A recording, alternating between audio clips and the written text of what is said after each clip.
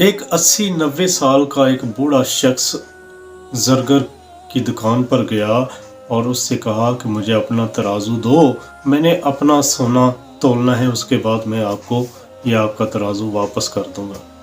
ज़रगर ने कहा कि मेरे पास छलनी नहीं है।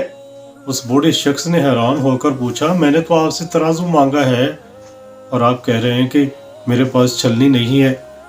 मुझे तराजू चाहिए, कुछ देर बाद मैं आपको वापस लौटा दूंगा।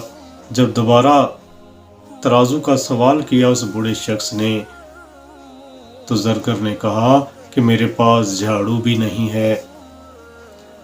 अब बूढ़ा शख्स बड़ा हैरान हुआ और उससे पूछा कि क्या तुम बहरे हो, तुम्हें सुनाई नहीं देता? मैंने तराजू मांगा है, तुम कभी कहते हो छलनी नहीं है, कभी कहते हो कि मेरे पास झाड़ू भी नहीं है। ये बात मेरी समझ में नहीं आ रही।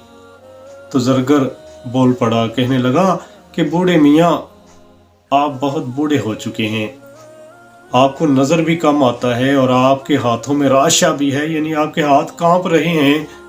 तो अब असल बात सुनो कि मैं कहना क्या चाहता हूँ।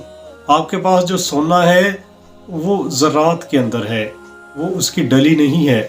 आपने जब आकर मुझसे तराजू मांगा तो मैं उसी वक्त समझ गया था कि आप जब ये सोना तोलोगे तो तोलते वक्त आपके हाथ कांपेंगे और आपका सोना ज़मीन पर गिरकर मिट्टी के ज़रात में मिल जाएगा।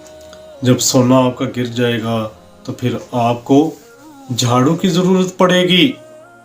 झाड़ू से आप उस सोने को इकट्ठा करोगे और फिर उस छलनी से आप उसको छानोगे।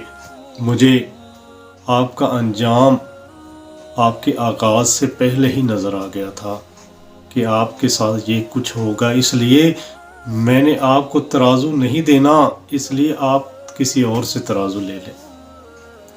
तो नाज़रीन किराम, बात करने का मकसद ये है कि इंसान को आगाज़ से पहले ही अंजाम का पता होना चाहिए कि ये मैं काम करूँगा तो इसका अंजाम ये होगा।